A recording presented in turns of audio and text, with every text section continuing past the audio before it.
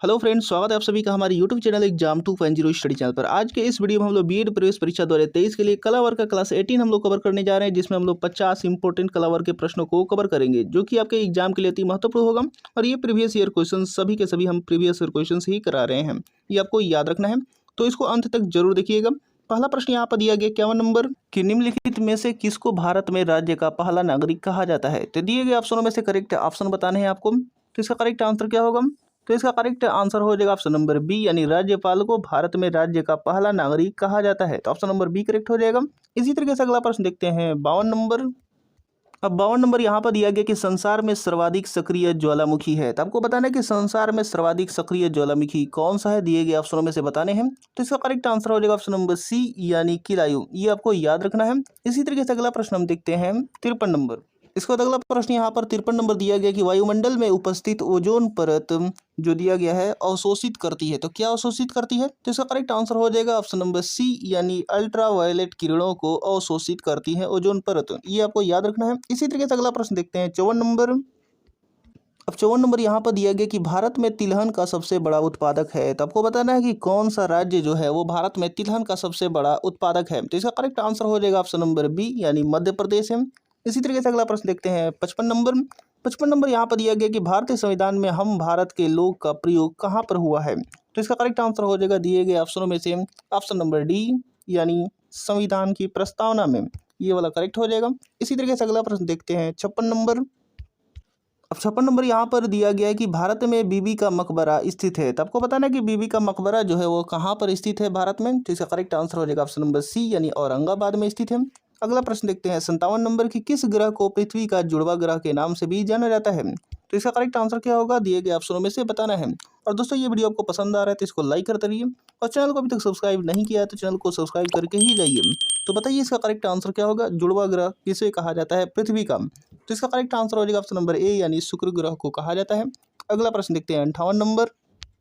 अब 58 नंबर यहाँ पर दिया गया है कि क्रिया के मूल रूप को क्या कहते हैं। तो क्रिया के मूल रूप को क्या कहते हैं, ये आपको बताने हैं। तो इसका करेक्ट आंसर हो जाएगा ऑप्शन नंबर डी, यानी धातु कहते हैं। इसी तरीके से अगला प्रश्न दिया गया 59 नंबर की क्षणिक शब्द का विलोम है। तो क्षणिक शब्द का विलोम क्या है, ये आपको बताने हैं।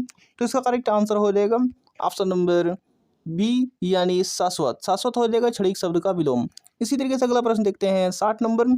60 नंबर दिया गया कि जो मेहनत करेगा वो अवश्य सफल होगा। वाक्य में जो और वो कौन सा सर्वनाम है। तो इसका करेक्ट आंसर क्या होगा, तो इसका करेक्ट आंसर हो जाएगा दिएगा ऑप्शनों में से ऑप्शन नंबर सी, यानी संबंधवाचक। इसी तरीके से अगला प्रश्न देखते हैं 61 नंबर। 61 नंबर यहाँ पर दिया गया कि कौन सा शब्द भाववाचक संज्ञा नहीं है। तो इसका करेक्ट आंसर हो जाएगा दिए गए ऑप्शनों में से ऑप्शन नंबर डी, यानी मिठाई। मिठाई जो है एक भाववाचक संज्ञा नहीं है। अगला प्रश्न देखते हैं 62 नंबर की वायु का पर्यायवाची है। तो वायु का पर्यायवाची कौन सा है इसमें से। तो इसका करेक्ट आंसर हो जाएगा दिए गए ऑप्शनों में से ऑप्शन नंबर बी, यानी अनिल। ये आपको याद रखना है। इसी तरीके से अगला प्रश्न देखते हैं 63 नंबर। अब 63 नंबर यहाँ पर दिया गया है कि कुम्हार किस प्रकार के शब्द का उदाहरण है। तो इसका करेक्ट आंसर क्या होगा, तो इसका करेक्ट आंसर हो जाएगा दिए गए ऑप्शनों में से ऑप्शन नंबर बी, यानी तद्भव शब्द का उदाहरण है। इसी तरीके से अगला प्रश्न देखते हैं 64 नंबर की कर्ता कारक का चिन्ह क्या है। तो इसका करेक्ट आंसर हो जाएगा दिए गए ऑप्शनों में से ऑप्शन नंबर बी, यानी कर्ता ने, यानी ने हो जाएगा। इसी तरीके से अगला प्रश्न देखते हैं 65 नंबर। 65 नंबर दिया गया कि तरणी तनुजा तट तमाल तरुवर बहुछाय में प्रयुक्त अलंकार है। तो आपको बताना है कि तरणी तनुजा तट तमाल तरुवर बहुछाय में प्रयुक्त अलंकार कौन सा है। तो इसका करेक्ट आंसर हो जाएगा ऑप्शन नंबर ए, यानी अनुप्रास अलंकार है। इसका बाद अगला प्रश्न यहाँ पर 66 से लेकर के 72 तक बाई मिस्टेक यहाँ पर इंग्लिश में दे दिया गया है। तो हम लोग यहाँ तक छोड़ करके 73 नंबर देखते हैं। 73 नंबर दिया गया कि वह महाद्वीप जिसे होकर कर्क, विषुवत एवं मकर तीनों रेखाएं गुजरती हैं। तो आपको बताना है कि वह महाद्वीप कौन सा है। तो इसका करेक्ट आंसर हो जाएगा दिए गए ऑप्शनों में से ऑप्शन नंबर बी, यानी अफ्रीका है। इसी तरीके से अगला प्रश्न देखते हैं 74 नंबर। 74 नंबर दिया गया कि निम्नलिखित में से आकार में कौन सा महाद्वीप सबसे छोटा है। तो इसका करेक्ट आंसर हो जाएगा दिए गए ऑप्शनों में से ऑप्शन नंबर डी, यानी ऑस्ट्रेलिया। इसी तरीके से अगला प्रश्न देखते हैं 75 नंबर। 75 नंबर दिया गया है। अब 75 नंबर यहाँ पर दिया गया है कि किस तिथि को सूर्य की किरणें मकर रेखा पर सीधी पड़ती हैं। आपको बताना कि किस तिथि को, किस डेट को सूर्य की किरणें जो है वो मकर रेखा पर सीधी पड़ती हैं। तो इसका करेक्ट आंसर हो जाएगा ऑप्शन नंबर सी, यानी 22 दिसंबर को। अगला प्रश्न देखते हैं 76 नंबर की सेल जिसमें जीवाश्म पाए जाते हैं। तो इसका करेक्ट आंसर हो जाएगा दिए गए ऑप्शनों में से ऑप्शन नंबर बी, यानी अवसादी सेल जिसमें जीवाश्म पाए जाते हैं। अगला प्रश्न है 77 नंबर। अब 77 नंबर यहाँ पर दिया गया है कि निम्नलिखित में से कौन गर्म जलधारा नहीं है। तो इसका करेक्ट आंसर हो जाएगा ऑप्शन नंबर सी यानी लेब्राडोर धारा। लेब्राडोर धारा जो है वो गर्म जलधारा नहीं है। अगला प्रश्न देखते हैं 78 नंबर। 78 नंबर यहाँ पर दिया गया है कि भारत की दो प्रमुख नदियाँ जो अरब सागर में गिरती हैं। तो भारत की दो प्रमुख नदियाँ कौन सी हैं जो अरब सागर में गिरती हैं? तो इसका करेक्ट आंसर हो जाएगा ऑप्शन नंबर ए यानी नर्मदा और तापी नदी, यही करेक्ट हो जाएगा। इसी तरीके से अगला प्रश्न देखते हैं 79 नंबर। अब 79 नंबर यहाँ पर दिया गया है कि निम्नलिखित में से वायुमंडल की कौन सी परत रेडियो तरंग संचरण में मदद करती है। तो दिए गए ऑप्शनों में से करेक्ट ऑप्शन बताने हैं। तो इसका करेक्ट आंसर क्या होगा? तो इसका करेक्ट आंसर हो जाएगा ऑप्शन नंबर बी यानी बाह्यमंडल।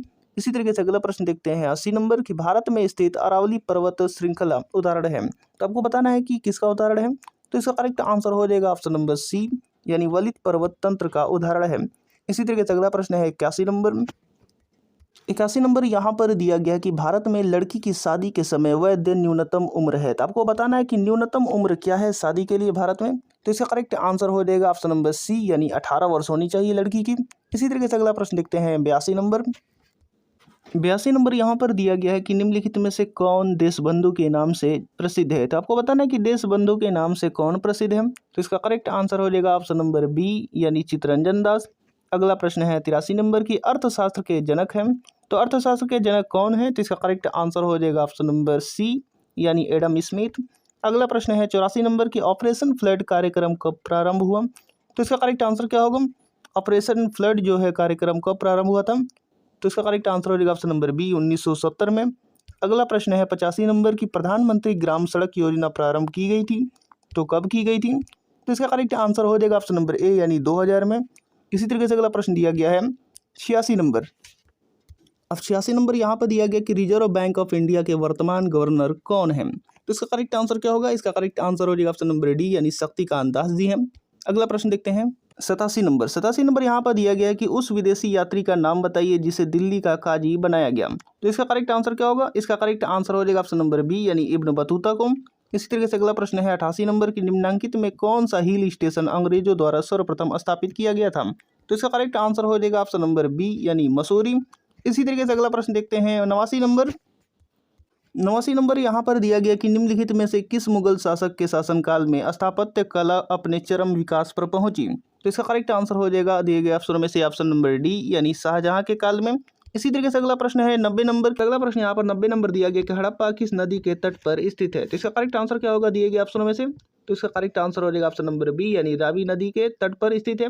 अगला प्रश्न यहाँ पर कि नीति आयोग के उपाध्यक्ष हैं। तो आपको बताना है कि नीति आयोग के उपाध्यक्ष, यहाँ पर नीति आयोग के प्रथम उपाध्यक्ष बताना है।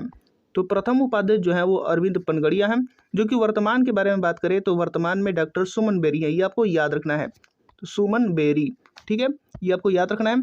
यहाँ पर अरविंद पनगड़िया प्रथम उपाध्यक्ष है, वर्तमान में सुमन बेरी। अगला प्रश्न देखते हैं 92 नंबर। अगला प्रश्न यहाँ पर 92 नंबर दिया गया कि लोकसभा की संपूर्ण संख्या के अनुपात में प्रधानमंत्री सहित मंत्रियों की अधिकतम संख्या हो सकती है। तो कितनी हो सकती है? तो इसका करेक्ट आंसर हो जाएगा ऑप्शन नंबर सी यानी 15% हो सकती है। ऑप्शन नंबर सी करेक्ट हो जाएगा। इसी तरीके से अगला प्रश्न देखते हैं 93 नंबर। 93 नंबर यहाँ पर दिया गया कि वेल्थ ऑफ नेशंस पुस्तक किसके द्वारा लिखी गई। तो आपको बताना है कि वेल्थ ऑफ नेशंस पुस्तक जो है वो किसके द्वारा लिखी गई थी। तो इसका करेक्ट आंसर हो जाएगा ऑप्शन नंबर बी यानी एडम स्मिथ द्वारा। अगला प्रश्न है 94 नंबर की। इसके बाद अगला प्रश्न यहाँ पर 94 नंबर दिया गया है कि भारतीय अर्थव्यवस्था कही जा सकती है। तो भारतीय अर्थव्यवस्था को क्या कही जा सकती है? तो इसका करेक्ट आंसर हो जाएगा ऑप्शन नंबर बी यानी मिश्रित अर्थव्यवस्था कही जा सकती है। इसी तरीके से अगला प्रश्न है 95 नंबर की अंतर्राष्ट्रीय मुद्रा कोष का मुख्यालय कहाँ स्थित है। तो अंतर्राष्ट्रीय मुद्रा कोष का जो मुख्यालय है वो स्थित है जिनेवा में, ये आपको याद रखना है। ऑप्शन नंबर बी करेक्ट हो जाएगा। इसी तरीके से अगला प्रश्न देखते हैं 96 नंबर। 96 नंबर दिया गया है कि श्रम दिवस प्रति वर्ष कब मनाया जाता है। तो श्रम दिवस बताना है कब मनाया जाता है। तो इसका करेक्ट आंसर हो जाएगा श्रम दिवस जो मनाया जाता है ऑप्शन नंबर डी यानी 1 मई को मनाया जाता है। अगला प्रश्न देखते हैं राज्यपालों की नियुक्ति करता है। तो कौन करता है ये आपको बताने हैं। तो इसका करेक्ट आंसर हो जाएगा ऑप्शन नंबर सी यानी राष्ट्रपति करता है। अगला प्रश्न है 98 नंबर की प्रधानमंत्री का चुनाव कौन करता है। तो इसका करेक्ट आंसर हो जाएगा ऑप्शन नंबर बी यानी सांसद करता है। इसके बाद अगला प्रश्न यहाँ पर 99 नंबर दिया गया कि मोहम्मद बिन तुगलक ने अपनी राजधानी दिल्ली से किस शहर को ले जाने की योजना बनाई थी। तो इसका करेक्ट आंसर क्या होगा। इसका करेक्ट आंसर हो जाएगा ऑप्शन नंबर सी यानी दौलताबाद। इसी तरीके से अगला प्रश्न दिया गया है 100 नंबर और इस वीडियो का लास्ट प्रश्न यहाँ पर दिया गया है कि अनुसूचित जातियों के लिए भारत में कुल कितने संसदीय क्षेत्र आरक्षित हैं। तो इसका करेक्ट आंसर हो जाएगा दिए गए ऑप्शनों में से ऑप्शन नंबर ए यानी 84 क्षेत्र संसदीय क्षेत्र जो है वो आरक्षित है। ये आपको याद रखना है। तो उम्मीद करता हूँ कि वीडियो आपको पसंद आया होगा और इसी तरीके के और नए वीडियो देखने के लिए हमारे साथ जुड़ जाइए। चैनल को सब्सक्राइब नहीं किया तो चैनल को सब्सक्राइब करके बेल आइकन बटन भी दबा दीजिए ताकि हमारा एक भी वीडियो का नोटिफिकेशन आपसे मिस ना हो सके। तो मिलते हैं अगले वीडियो में।